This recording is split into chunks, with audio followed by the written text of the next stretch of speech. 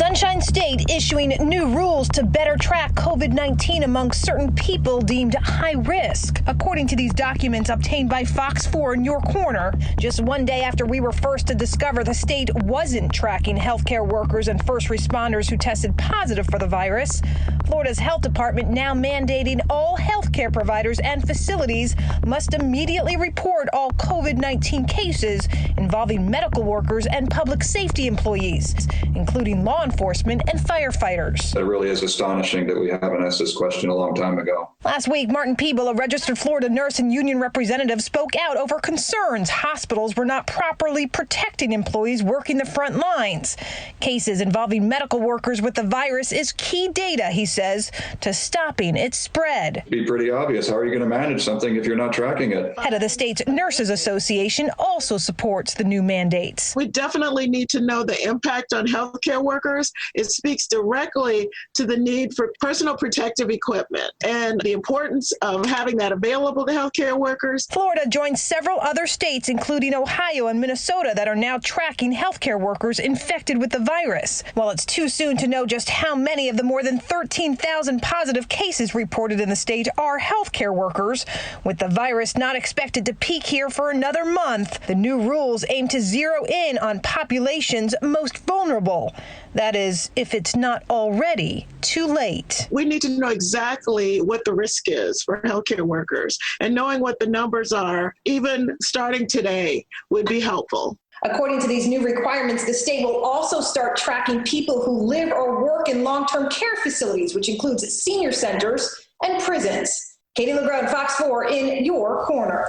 Thank you, Katie. A few hotels in the Tampa Bay area are now set up for people who can't go home because of the virus. Hillsborough County signed 2 6-month leases with 2 hotels. There are more than 300 rooms open now for residents who are affected by the virus and in need of a safe place to stay. A lot of people have been displaced. Right now, they only have 7 guests between them, but they expect more. Many folks that may have a family at home, or may have a pregnant wife or elderly parents at home, and they can't go home. They have to have somewhere else to go, and that's why the county stood this up. The county is covering the cost of food and the lodging. Guests can leave at any time. It's like the Eagles song, but they forfeit their room. In order to get the room in the first place, you do have to have a referral from your primary care doctor. The president and vice president are saying they'll have a better idea in about a week if they'll want to extend restrictions beyond the end of this month. Lauren Blanchard has the update. Wherever that monster goes, we're able to move with it.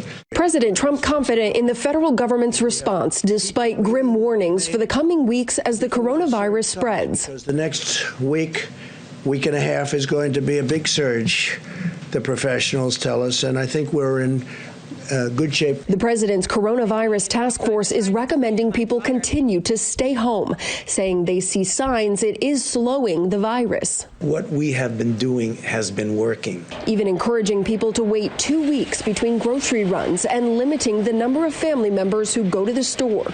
We have to do even more right now because that will predict where we are 2 or 3 weeks from now. Meanwhile, in Congress, Senator Chuck Schumer says a Phase 4 relief bill will be needed. President Trump says they've had serious discussions about a second round of direct payments and that he's open to the idea of another relief bill, but that it must be focused on infrastructure. We want to have an infrastructure bill, a real one, like in the vicinity of $2 trillion. And while at times it seems the leaders are working together, each still making partisan swipes. Schumer's just all about politics. I've known him almost all of my adult life, and he's a disgrace. President Trump and former Vice President Joe Biden spoke by phone Monday afternoon. Biden's campaign said he shared some suggestions on how to deal with the outbreak. President Trump said he appreciated the warm 15-minute conversation. In Washington, Lauren Blanchard, Fox News. A new poll is suggesting President Trump's handling of the coronavirus crisis is hurting him among registered voters in Florida. Politico reporting on the results of the UNF poll conducted between last Tuesday until yesterday. It shows shows 46% of voters surveyed favor the former Vice President Joe Biden for president over the 40% who support President Trump. 53% of those surveyed said they disapproved of the president's response to the crisis versus 45% who approve. The poll also found 51% of Florida voters approved of Governor Ron DeSantis' response versus 46% who disapprove of how the governor's handling things. British Prime Minister Boris Johnson is in the intensive care unit tonight. He tested positive for coronavirus more than a week ago. He was admitted to the hospital yesterday and then moved into ICU when his condition worsened. He's 55 years old.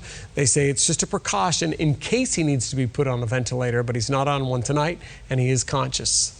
The virus has been devastating for dairy farmers in Florida, forcing a lot of them to dunk truckfuls of milk on the ground. And part of the reason is closed businesses and stores limiting how much milk you can buy. And that's really dried up the market, which means there's too much milk with nowhere to go. It's devastating to us to watch us pour milk on the ground. It definitely is putting a damper on our business. The question is can we survive it? One of the farmers we spoke with for the story said he was told to reduce milk production, but he claims that's nearly impossible to reduce the same amount for his expenses. He also anticipates a milk shortage come the fall. A lot of you might have annual Disney passes. We've been getting questions about this, and you might be wondering about that time you paid for but can't use because Disney resorts are closed. Well, Disney says you're not going to have to pay for that time. If you paid up front for those passes, you'll have two options. You can get a refund for all the days the parks are closed, or Disney will just extend the expiration date for you on the passes to make up for that missed period. If you pay monthly, you're not going to be charged during the closures of the parks, and you'll get refunds for any payments they made after the shutdowns. The shutdown of non-essential businesses in Florida has left a lot of people unemployed fast. And without health insurance, you lose your job, you lose that too if you had it. It's a tough situation for people going through a pandemic and all the other stuff. So what options do you have if you were insured through that employer who let you go? 4 in Your Corner's Sandra Rodriguez has been speaking with insurance experts to find out what options you have tonight. Sandra? Well, people that have recently lost their jobs have a special enrollment period to apply for insurance through the Affordable Care Act, or ACA Marketplace, but they need to act quickly. Built into the Affordable Care Act, whenever you're losing coverage, you have a 60-day window to actually get insurance through the exchange. As tens of thousands of Floridians cope with job losses, many are also left without health care coverage during this pandemic. But there are options, including insurance coverage through the federal government's Affordable Care Act. If you are approved for a special enrollment period, they will forward the tax credit to the insurance company, and then the insurance company will provide the insurance for you. Isidore says the information you provide when applying has to match when you file taxes next year, so you want to be as transparent as possible. If you say you're going to make, let's say $20,000, but in reality you make $30,000, the government's going to ask you back for the excess tax credit they gave you. Another option is COBRA coverage, which allows former employees to purchase the same health insurance plan that they had from their employer prior to them leaving. COBRA, for most people, is likely to be pretty expensive, but it is an option, especially continuity of care. With COBRA coverage, you have to pay the full premium yourself. So if you were to decide to stay with COBRA, you're going to basically have to come up with the monthly premium for yourself and maybe your family members. Versus if you were to go through the Affordable Care Act, you would get a tax credit for each person on the plan. Isidore says premiums through the ACA Marketplace are usually fairly reasonable in proportion to someone's income. But people that are on the high end of the income bracket would benefit more from COBRA coverage.